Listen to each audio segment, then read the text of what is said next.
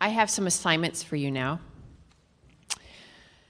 I would, if I had a magic wand, I would have you pair up with a congregation within driving distance of you. And you know what? It doesn't even need to be a Unitarian Universalist congregation. It could be an American Baptist congregation.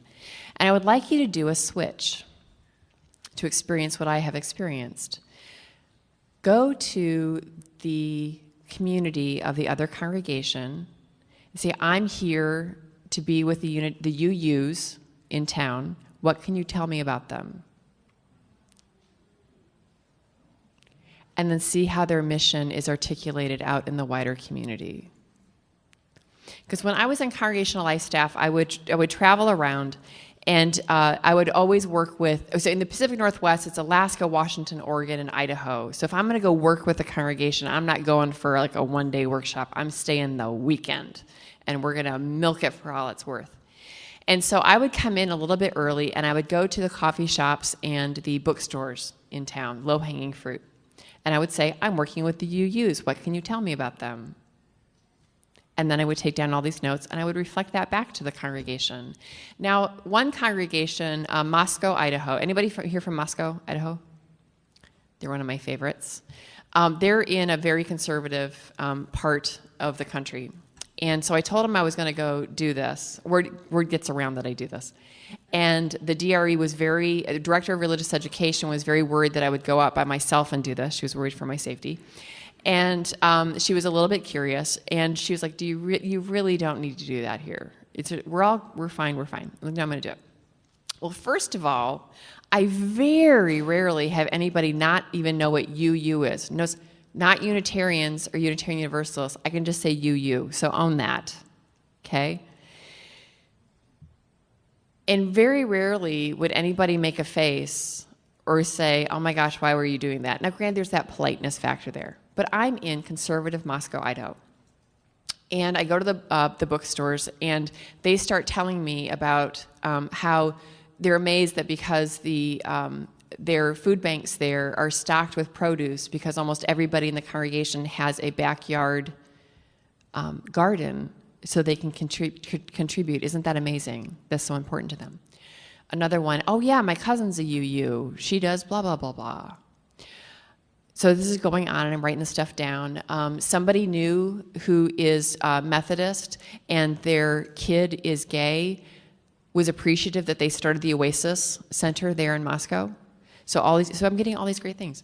So I decided I'm going to go into one of the coffee shops is run by All Nations, which is a evangelical, quite fundamental religion there, church there.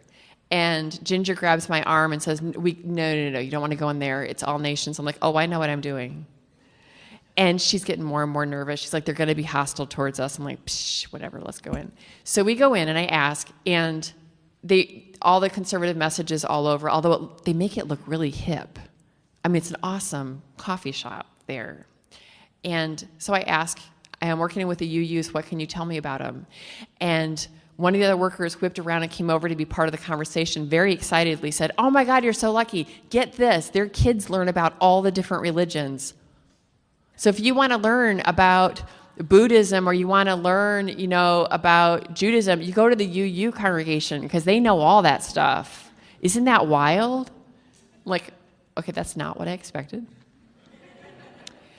And then another person came over and said, oh, and go by. Are you going to be with them on Saturday? Because every Saturday night, they move the pews out of the way in their sanctuary, and they dance in the middle of their sanctuary. Can you believe that? And so I invited them to dance on Saturday. So I want you to go try this out at home. What is it who would your community say that you show up for? How would your community express what kind of impact that you make? I mean, we like to know, but what do the people in your wider community say about you? It is worth knowing. Now, Stefan knows, because we've been on enough adventures together, that I won't hesitate in asking people the four questions that lead you to your congregations and beyond sweet spot. And by congregations and beyond sweet spot, what I mean is, Where is the place where you are in dynamic relationship with your wider community? That's your sweet spot. And don't panic, because the beauty of this is I'm not asking you to be anything you aren't, anything you are not. What I'm asking you is to be authentically who you are and show up where your yearning calls you. So here's the 4 questions, and this is how you do it. As a matter of fact, it's on our blog, Growing Unitarian Universalism. You do a search for that, the blog comes up. Then you write in their sweet spot, and the whole exercise comes up. You can do it with your board. You can do it, I do all the time. Okay, so big paper, draw a big square, and in the square, you write the questions. What brings you the most joy in your congregation? Where is the joy in your congregation? And the next question is, where is the buzz in your congregation? The stuff that people show up for. So there's got to be some sort of event or some sort of ongoing thing that people are like, yes, let's go there. And then you draw a circle, just like a Venn diagram. I love Venn diagrams. So you draw your Venn diagram, and in the circle that overlaps with the square, which is your congregation, that's your community. And then those questions are, where are the 3 places that break your heart in the wider community? And then the last question is, where are the buzzy places in your wider community that people show up for and go to? It could be things like the monster truck convention. I get that. It could be things that make us go, what? But there's opportunities there. There's opportunities. So where those overlap is your sweet spot. So here's an example. And if you ever want help finding your sweet spot, I love this stuff. I could do this way into the night. So you just give me a holler and we'll play with the ideas. So Stefan and I don't even remember where we were. Staples, the blue hair woman. Muncie, Indiana. Her hair was purple and green, not blue. Her hair was purple and green, not blue. Clashed with her tattoos. Clashed with her tattoos. So we're in Muncie at a Staples store. We're doing a conference there, and the woman with the the multicolored hair and tattoos. I asked her. I said, so I'm new to the place. I asked her about the congregation. Oh, by the way, she's Baptist, grew up in the South, conservative, and knew that the congregation was a welcoming congregation. She knew what that meant, and she's been busy with classes, but she's been meaning to go. I'm like, oh, that's cool. I said, okay, so I'm new to the area. Tell me, what are the 3 most buzzy places in Muncie, Indiana? And she said that, of course, the campus. They've got a university there, the campus. And then there was a bar downtown. That's an opportunity for pints and theology, just saying. There's a bar downtown, and I forget what the Riverside, along the Riverside. And then I asked her, what are the 3 places that break your heart? Now, that sounds like a rather obscure, how many strangers would come up to you and ask you what breaks your heart? But I have to say, every time I ask it, people seem relieved that I've asked it. We are religious people.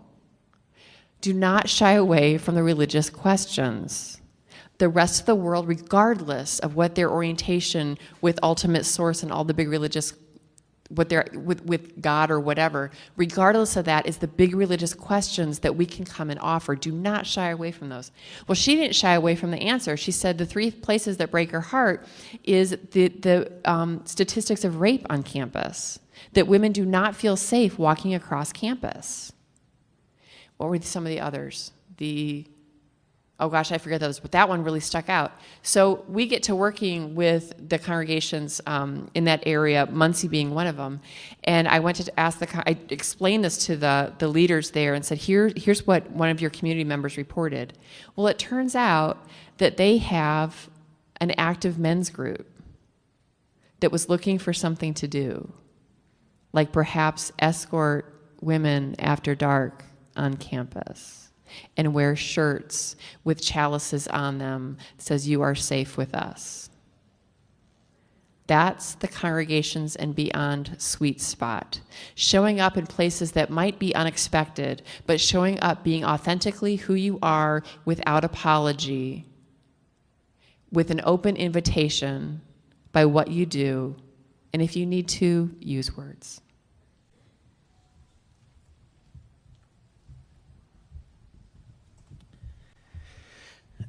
The woman in Staples was a pretty remarkable person, and it was quite an experience. I will tell you, when Tandi launched in, I wanted to bury my head. I mean, because I'm a kind of a shy guy, and I'm a pretty conventional, graying, middle-aged guy in a suit.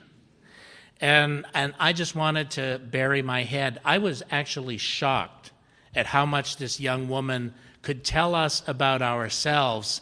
And in particular, having spent years trying to come up with the perfect elevator speech, the amazing discovery for me was that actually she was the one who gave us our own elevator speech. We just had to raise the topic.